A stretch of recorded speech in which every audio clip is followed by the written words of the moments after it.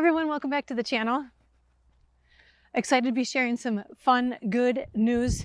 Giant smile on my face because just the other day, the FDA and the Health and Human Services Secretary, Robert F. Kennedy, announced that they are actively working on removing all food colorings, artificial food colorings from the American diet.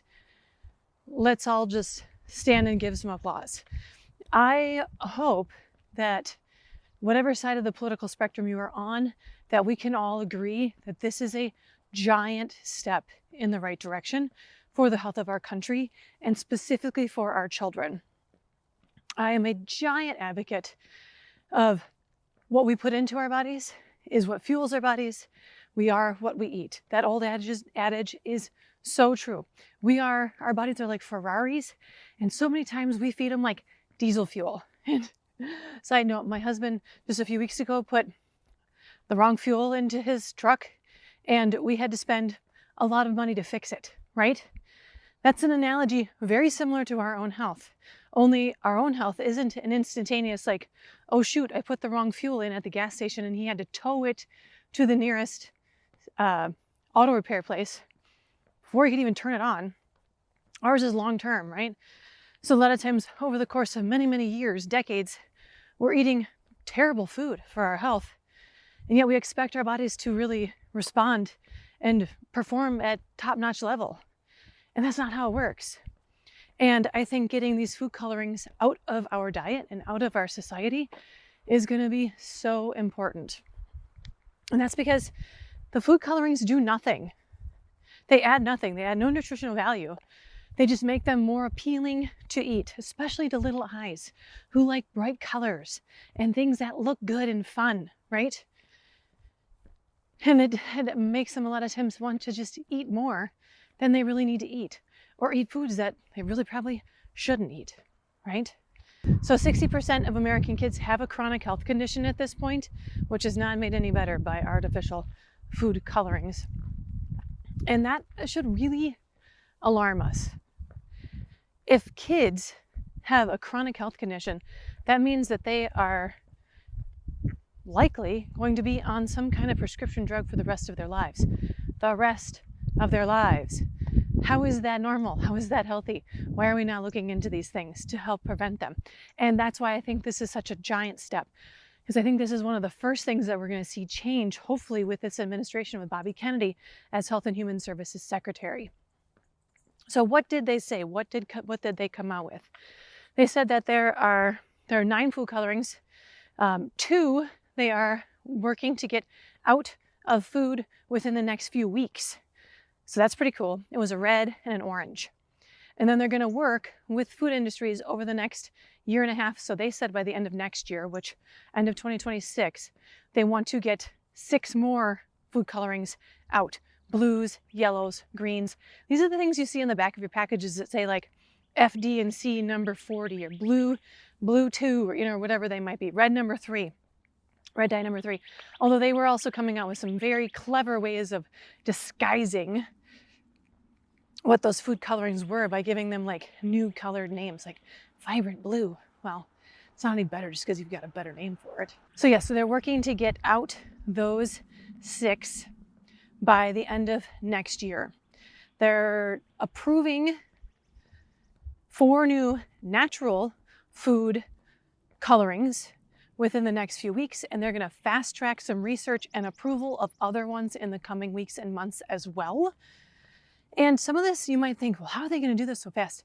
You got to remember, the food that they make here in the United States, they also make in Europe and other places around the world where they can't use that artificial dye.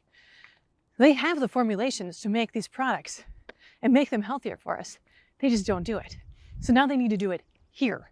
And I'm happy about that. I'm happy we're finally going to see some changes.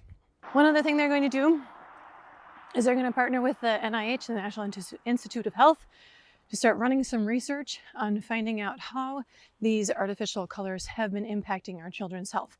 I've been working with parents for literally decades now, and many of them will tell me that if they have a hyperactive child, or if they have behavioral issues or digestive issues, they take those dyes out and they notice an instantaneous improvement.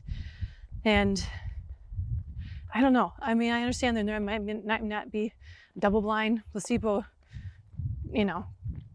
double-blinded placebo-controlled trial, but I don't think we need that always. Anecdotal information is just as important. If everyone is kind of seeing the same trend, we should be able to see, okay, you know what, let's get rid of this and get us all healthier. The other thing that they're going to do is they're going to work with food companies. There's already an established law in place to get a red dye out. That had a longer timeline, was 2027, 2028.